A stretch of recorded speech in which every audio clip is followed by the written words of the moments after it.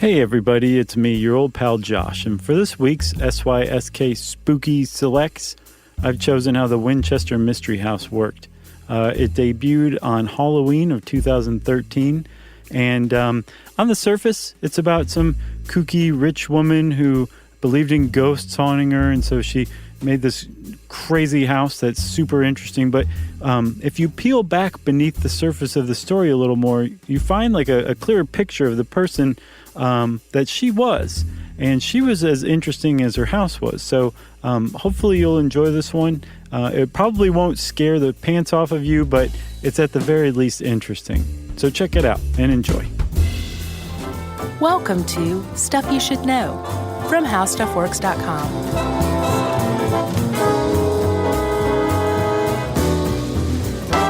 Hey, and happy Halloween, and welcome to the podcast. I'm Josh Clark. Let's go do what you're about to do, Chuckers. Boo. Nice. And Jerry's saying. Well, you put the three of us together, me, Josh Clark, there, Chuck Bryant, and there, Jerry. Yeah. And you've got Stuff You Should Know, the Halloween edition. Yep, we got a big old tub of candy corn here. We got Have you tried Starburst candy corn? Mm-mm. My goodness. I don't like candy corn, and I like Starburst candy corn. Now, is it Starburst or is it candy corn? It's candy corn with Starburst flavors. But not Starburst texture? No, candy corn texture. Oh, okay. Some mad scientist threw it all together. Interesting. Yeah. I'll try it. You got one? I have a warm one in my pocket. It's been in there for a few days. Perfect. Here you go. Soften it up. There. Ooh, that's delicious. Make a chewing sound. Yeah, it's strawberry and Lent. Yeah. That's exactly right, Chuck. Yeah, so we've got candy corn. It's a Halloween edition. And we hope you enjoyed our Halloween episode, our story that came out yesterday. Probably my favorite thing of the year, that and Christmas episode. We got to get cracking on the Christmas extravaganza. Yeah. We're running out of stories. I probably, I got one up my sleeve. I got an idea. Oh, yeah? Yeah. Otherwise, we can just make stuff up. Yeah. You know? Yeah. And then everything worked out okay because it was Christmas. The end. Chuck. Yes. Have you ever heard of the Winchester Mystery House? I have indeed. I have too. Thank God, because that'd be a surprise if I was completely unprepared. It would be. I would be surprised, I can tell you that. Yeah. Yeah, I've heard of it. I've never been there, but I would like to go for sure and check it out. I might do that next time I'm in the Bay Area. I might venture towards San Jose to check this thing out. Yes. Well, I've already cleared it with Yumi that we're going next time we're in the San Francisco area. Great. How far away is San Jose from San Francisco? I don't know. Close, right? Do you know the way to San Jose? I do not know the way to San Jose, apparently. But if I could find my way there, we would find the Winchester Mystery House because apparently it sticks out like a sore thumb. I bet. It was originally in some pretty rural area, and over time, the acreage, I think 162 acres is what the Winchester House grounds eventually covered, has been whittled away. And now it's just like the suburbs with this enormous Victorian mansion situated in the middle of it. Yeah, and when we say enormous, we mean enormous. Supposedly about 160 rooms, even though, and I think this is part of building up the lore, some say they cannot be counted because you will get lost in the house and never get an accurate count. And never escape. I say that's hokum. Hokum because, hey, if you can put a man on the moon, you can count the rooms in a house. Yeah, and what do you suggest using a Post-it note? Just put a Post-it note up in a room you've already been in. Yeah. You don't even need to write that. No. Just the very presence of a Post-it note indicates you've been there before. Then count up all the Post-it notes at the end. Right. You could write the numbers on them even better. You wouldn't even have to count them. You just write one, and then keep in mind the last number you wrote down, and then write the next number that comes after that on the next Post-it note. Right. And you know what we should do? It would be funny if we did a little video series where you and I, big smart guys, tried to do this and we kept getting confused. I would watch that. Yeah. I would watch that over and over. And then we find the lost wine cellar and everything's kind of peters out from there. All right. So what we're talking about, let's clue those of you who don't know what we're talking about in. We're talking about the Winchester Mystery House, which was, as Chuck said, an enormous mansion of an indeterminate number of rooms. Yeah.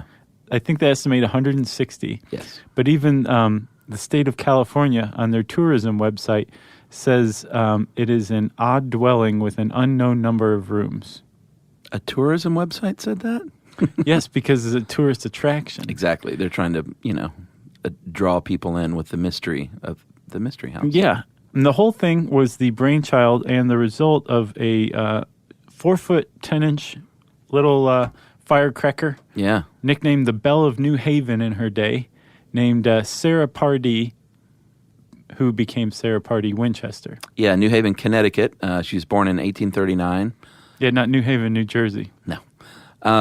And she was very smart, spoke 4 languages, could play the piano like a champ. Yeah, with her elbows. Oh, yeah. She was beloved. She married in 1862 William Winchester of the Winchester Repeating Arms Company. Yeah, remember fame. that, because it's a big part of the story. It is. They developed what was known as the repeater, the repeating rifle, which is the coolest rifle ever. The Lone Ranger had one. Did he? According to the Lone Ranger playset that I have, he did. I believe that. He mainly used the old revolver, though. Yeah, and the cudgel. Yeah, the that he was rifleman. famous for. The rifleman used the repeater for sure. The Lone Ranger did, too. Okay. But basically, it was a revolutionary gun that you could fire really quickly. And yeah, you could fire once every 3 seconds, which was pretty fast. Amazingly fast. Yeah. For a rifle, especially. It was the gun that won the West, and it was the gun that helped the Northern troops defeat the Southern troops in the Civil War. And when the West depends on your vantage point. But sure. Yes, it was the westward expansion took place at the barrel of the Winchester repeating rifle. So she marries William Winchester, heir to that fortune. They started a family in 1866 and very, very tragically lost their lone daughter, Annie, in infancy. And it was something that Sarah never recovered from, basically. No, it was a pretty sad thing to see. Apparently the child was alive for either 28 days or 42 days, I guess, depending on who you ask. Yeah. So she made it to term. She was born, and then she died of a wasting disease called marasmus, which is a disease of malnutrition. So no matter what they fed her, she just wasn't taking in the nutrients. And she died of malnutrition. And at the time, marasmus was still mysterious. Yeah. So it seemed like, what the heck just happened to my kid? I'm feeding the kid. Also, here I go right along the edge of completely losing my sanity forever. And I'll never be quite the same again, but I'm going to come back a little bit. Yeah. And then when I do, a few years later, my husband's going to die, an early death at age 43. Yeah, 15 years later, to be exact. And which, by the way, Chuck, can I take a second here? Sure. Somebody wrote in, and I can't find the email, but they wrote in for our dying podcast. We mentioned life expectancy, and we said that we made the assumption that people used to only live to like age 30 or something like that because the average life expectancy was so low. Yeah. And this person pointed out that that's not the case, that people typically live to old age like they live now. Yeah. But the infant mortality rate was so high that if you took all of the infant deaths and all the people who survived it and put it together, you had an average life expectancy of 30. Right. So it's not like everyone was dying in their 40s. Right. They were dying in their 1s and 2s. Exactly. So if you made it out of your 1s and 2s, you would probably live a pretty long life. Okay. So that was the discrepancy that I never understood until the person wrote in. So whoever wrote in, thanks for writing that in. You didn't catch a name or anything? I don't know. Okay. So where are we? She's lost her daughter. She's lost her husband. She's very distraught. Goes and sees a medium, which was a big deal at the time. Yeah, in Boston, a man named Adam Coons. And which was strange that it was a male medium. It is, because, typically ladies. Yeah. Which is why they're all called Lady So-and-so. Right? Yeah. Are they?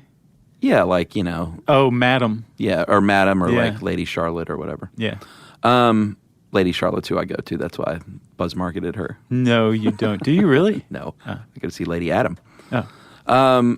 So anyway, she goes and sees Lady Adam, and he says, you're going to be haunted by ghosts for the rest of your life because you married into a fortune of killing and murdering with that Winchester rifle. Yeah, so remember... They're haunting you. Remember I said it was important that she married Mr. Winchester. Right here. William. the Winchester family supposedly had a curse, according to Lady Adam, that all of the people who had died at the other end of the Winchester rifle now haunted the family. Sure. And they had a list of demands that Sarah was going to have to put up with, or else she would be gotten by the spirits too. And that's where the house was born, basically. Yeah, the guy said, these spirits need a house, so you're going to have to build a house for them. Mm-hmm. More and more people are dying from the rifle that your husband's family created every day, so you're going to have to make it a big house, and you can never cease construction. If you cease construction, you'll die. And there's two different interpretations here, and they're not quite sure how Sarah Winchester interpreted it, but whether if she stopped construction, she would die, or if she kept construction going, she would live forever, eternal life. Because the people who are into spiritualism were into that whole thing a lot too. Yeah. But either way, she had her walking papers, her instructions, and she decided to take them out west and follow her husband, who she believed was leading her, who supposedly told her all this through the medium, and headed toward California.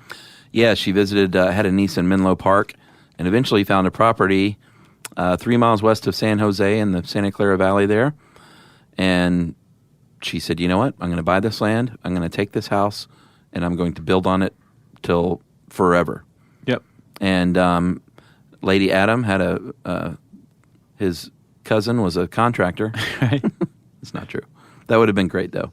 Yeah, it's like, so you have to build forever and nonstop. Here's my cousin, John Hanson. Right. Who owes me a big one. John Hanson was, in fact, her foreman, even though Mrs. Winchester was her own architect. So hold on. Mrs. Winchester, who's just really slightly off her rocker now at the loss of her child and her husband, has instructions that she is to move west, start building forever, a huge house to house the ghosts of all the people who have died at the hands of her husband's company's rifles. That's where we're at right now. Yes. Before we go any further, let's do a message break. Okay. Stuff you should know. Stuff you should know. Okay, before we left, I sort of hinted that she was her own architect, and she was. Not only did you hint it, you said it. Not only was she her own architect, but she supposedly got instructions on building through seances. Right, and she had an architect at first, but she fired him later on, apparently. Oh, really? I think because he wouldn't listen to her. Oh. And she was like, look, I'm getting instructions from the other side, pal. Are you getting instructions from the other side? No? Well, then we go my way. So she had a seance room, and here's how she would conduct her seance. She would try and trick the ghosts into not following her and disrupting the seance. So she would set out for the seance room. She would traverse basically a labyrinth of rooms and hallways. Like she would push a button and a panel would fly up. She would step quickly into there, shut the door. She would open a window to that place, climb out onto like a flight of outdoor steps that took her down a story, come back inside like through a window. And she was basically trying to lose these spirits that she felt like were tailing her until she could finally get into her comforting seance room where she would receive instruction on what to build next. Huh. And then when she got into her seance room, which was the blue room, it was at the center of the house. Yeah. And I think the second floor. She would get instructions, I think from her husband, supposedly. Yeah. And then also a spirit caretaker named Clyde. And she would get the instructions at 12, there would be a bell rung. That's when the spirits arrived. Yeah. At 2, another bell would ring, signaling their exit. And she would do this every night. And then in the morning, she would go meet the foreman, Hanson. Yeah, John Hanson. And say, here's what you guys do today. And he would go, all right. But we should say that all through the night, including at midnight, at 2, and the time when she was sleeping after the seance and before she met Hanson, there was construction going on. Yeah, and like it was 24 hours a day, 365 days a year, including Sundays, including holidays. There was always somebody doing construction on that house. Yeah, she apparently, like, as long as she could hear those hammers nailing nails, then she felt at ease. She would design rooms that would be built on top of other rooms. Yeah. She would build rooms. Apparently, to get to those 160 rooms, they estimate they may have built 500 or 600 over the span of those years. Right, because if there was something that got in the way, she would either build around it, have it torn down. Sometimes there was even it was even less explicable why a room would get torn down, but she would just order it torn down, even though, say, they'd been working on it a month up to that point. Yeah, and the whole trick to all this is to pay well. If you weren't paying well, then you probably would have had dudes walking off the job being like, "You're crazy, lady. I'm out of here." Right, but she paid double the day rate. Yeah, which is $3. The day rate was $150. She paid $3. Yeah, and so the construction dudes were happy to keep working on this, what they thought was this crazy old lady's plans. And they it's probably frustrating, but they were getting rich, or not rich, but they were doubling their money. Right, and I think over time too, Chuck, like I get the impression that the people who worked for her, both the construction workers, who, like there would be, once they came, they didn't leave unless they were fired because the money was so good.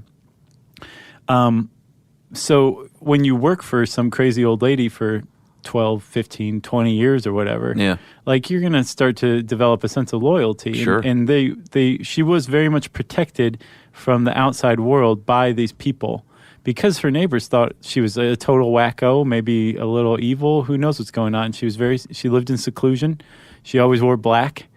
She always wore a veil. Yeah, she one of the first things she did was had built a privet planted around the entire house.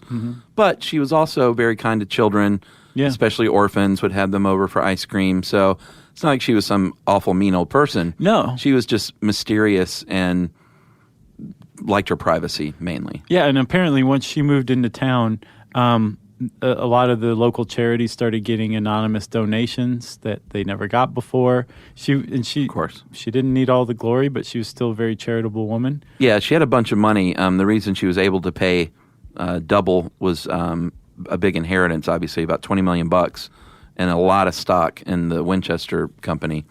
And it afforded her, they guessed, about $1,000 a day to spend on construction, which it's like $20,000 now or so. 27 and change a day. A day. Yeah, so and this is good money. Mostly prior to the era of the income tax.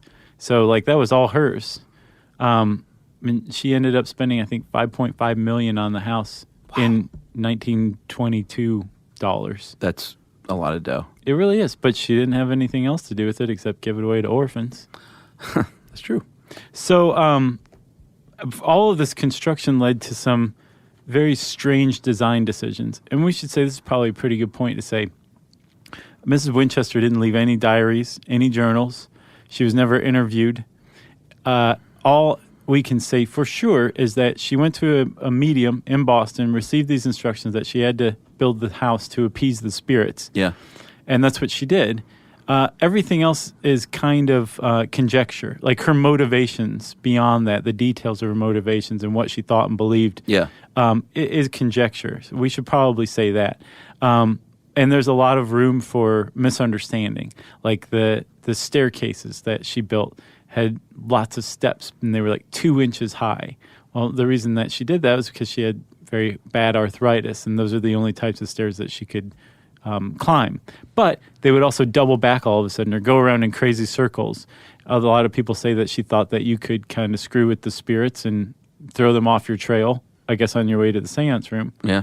By having stairs constructed like that. At any rate, there's a lot of weird design elements in this huge mansion. Yeah, the switchback stairs were 7 flights that rose only 9 feet. It's 44 steps total. She had stairs that would go down, leading to stairs that went up, stairs that would go into a ceiling, chimneys that would stop short of the ceiling, hidden doorways, covered up stairwells. Yep. It was just sort of a big, beautiful mess of design. There were doors that led from the inside out to the outside, but it would just be a sheer drop if you stepped out the door. Like that last step is a doozy? Right. Yeah. There was an inside door in the seance room, a closet door that opened up onto the kitchen sink another story below. Yeah. There was a corridor behind a cabinet that went along the backside of 30 rooms. There's just all sorts of neat stuff. There's the very famous stairs that lead to nowhere. Yeah, there were cabinets that were only like 2 inches deep. Mm-hmm. There was a grand ballroom, and it wasn't all just wacky stuff. It was like really gorgeous design in places. The grand ballroom was built without nails, which was a feat of engineering in itself, and was gorgeous, but never used because of an earthquake that was pretty significant in her life. In 1906, there was an earthquake that she was known for sleeping in different rooms every night so she wouldn't be found out by the ghosts. Right. And she was actually trapped in the Daisy room and not found for a little while by her employees because they didn't know where she was after this earthquake happened. Right. Not only did the ghosts not know where she was sleeping, her servants didn't either. So she was in there for a few hours, and it freaked her out. Oh, I'm sure. Because despite the fact that it had totally killed a lot of people and ravaged San Francisco and burned it down, she took it as a sign that the ghosts were mad at her. Right. That they were afraid that construction was nearing an end. And so to appease them, she boarded up a lot of the damaged interior so that it could never be repaired, and then therefore the house could never be finished. We should also say that by this time, the house had reached 7 stories, and the earthquake was so bad it knocked off the top 3, I believe. Yeah, she ended up sealing the front 30 rooms of the home, including the front entrance to the home, these grand front doors that they had just put in. Apparently only 3 people, the 2 guys that put in the door and her, were the only people to walk through them before she sealed them off forever. Yeah. She had a beautiful Tiffany stained glass window installed and then built a wall behind it so no light could shine through it. Yeah, you could only see it from the outside, and I'm sure it looks kind of dull. And then after the earthquake, the 1906 earthquake, which I said freaked her out, supposedly she went and lived on a houseboat in San Francisco Bay for 6 years. I bet that was nice. And then when she came back, it was different. Before, there wasn't necessarily much of a plan. And so if she ran into trouble architecturally, she'd just tear the thing down or build around the problem. This was a different kind of frenetic pace. And it was just build whatever, wherever. Right. After the earthquake, it really got to her. Just crazy person building. Yeah. All right, Chuckers, before we go any further, how about another message break? Stuff you should know. Stuff you should know. Okay, so back to it. Here's some numbers for you. Okay. 47 fireplaces, 17 chimneys, 2 basements, 6 kitchens, 10,000 window panes, and 467 doorways, and only 2 mirrors in the whole house because, of course, ghosts are afraid of their own reflection. And apparently the staff would sneak hand mirrors so they can occasionally see what they look like after getting out of the shower. But she didn't want to have anything to do with the mirrors, though. Yeah, she also supposedly would fire staff who saw her without her veil on. Apparently her butler and her niece were the only people who could see her without a veil. Huh. And if you saw her without a veil, no hard feelings, but you're cut. You're cut. So we've talked a lot about the fact that she worked as her own designer and made all these weird, terrible choices that made no sense. Right. But we also mentioned early on she was a very smart lady. So she actually learned over the years more about design and architecture and got better at it and developed a skill. And she actually had some innovations in her home that were brand new at the time. For instance, they say she was the first person to use wool for insulation. Yeah. It's pretty cool. Yeah. They had carbide gas lights in the house that had their own gas manufacturing plant for the estate. Right. Which is brand new. And she had electric push buttons installed to turn the lights on and off. She had an inside crank to open and close outside window shutters. First person to do that. That eventually became the norm. Oh, yeah, that's huge. What else? I guess it was sort of green at the time. She had drip pans under the windows and a zinc subfloor in the North Conservatory. So when you watered plants, the runoff from those plants would be captured by drain pipes for the garden below it, which is pretty cool. And she had something called the Annunciator, which is a servant call system, allowed her to summon servants from anywhere in the house, and it would drop a little card to show the servant which room she was in at the time. That's pretty awesome. So it wasn't just crazy, weird steps that lead to nowhere. There were actually some innovations at the time. And it's a gorgeous Victorian, like when you look at it, really, really beautiful house. Yeah, and apparently the construction by the time she died took up 6 acres. 6 acres of the house, not just the grounds, because the grounds are like 160 acres. And when she dies finally, it's 1922. Yeah. And apparently the legend has it that she died at a time when construction stopped. The workmen took a break or something to play cards. Oh, really? And never started back up again because they discovered that she died in her bed sleeping in 1922. And right afterward, she left everything to basically her nieces and nephews. And one of her nieces, I think the only one who was allowed to see her without a veil, came in and was like, let's just auction this stuff off. Yeah. And it took 6 weeks, supposedly, to get everything out of the house. Wow. Because there was that much stuff, and it was that difficult to find your way out when you really got into the interior. Yeah, and some really valuable things, too, that were locked away in storage that were never even used, like, furniture and furnishings, just sitting in wait, basically. Didn't you say that there's a wine cellar that's lost? Yeah, I think they can't find the wine cellar to this day, which also sounds a little like lore to me. It does. Why can't you find the wine cellar? I don't know. It's lost.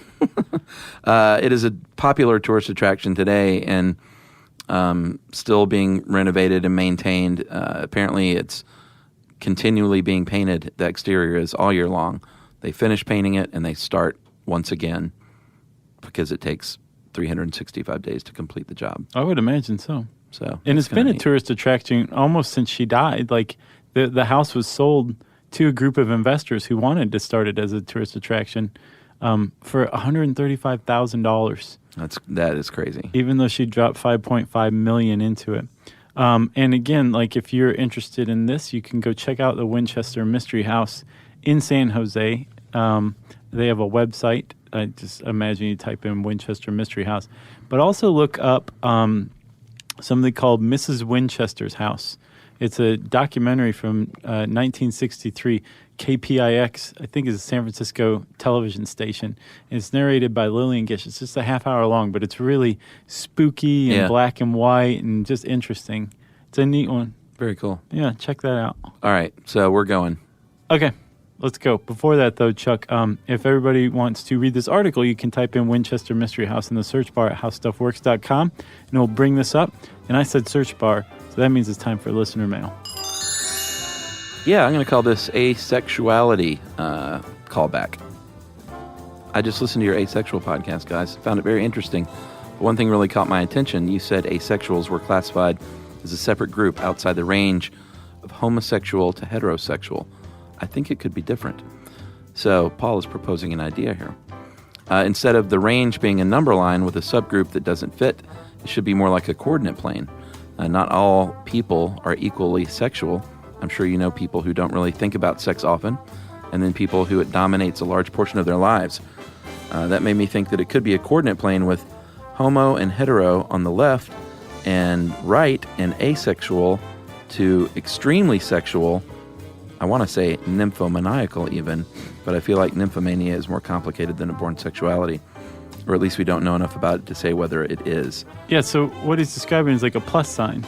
Yeah. So sexual orientation on left and right, and then the intensity of your sexuality going up and down. Exactly. So you could have like high homosexuality, low heterosexuality. Right.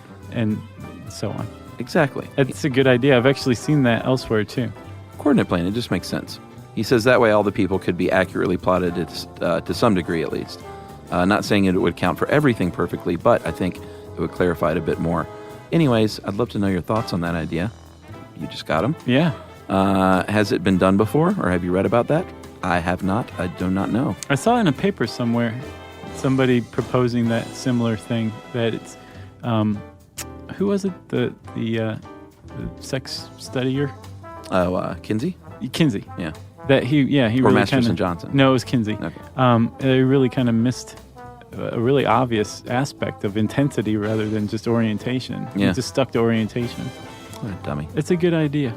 I agree. So Paul of Uniontown, PA, we think it's a swell idea. Get to work on it. Yeah, go Paul. Maybe you can call it the Paul's sexual plane. Paul's A1 sexual plane. And egg roll. Yeah. That was good. Thank you. Paul, thank you for that. And if you, like Paul, have some great thoughts or ideas on things that we've talked about, more expansive ideas, we want to hear them because we like that kind of stuff. You can tweet to us at SYSK Podcast. You can join us on Facebook.com/StuffYouShouldKnow.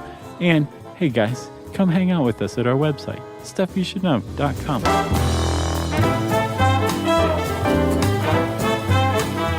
For more on this and thousands of other topics, visit HowStuffWorks.com.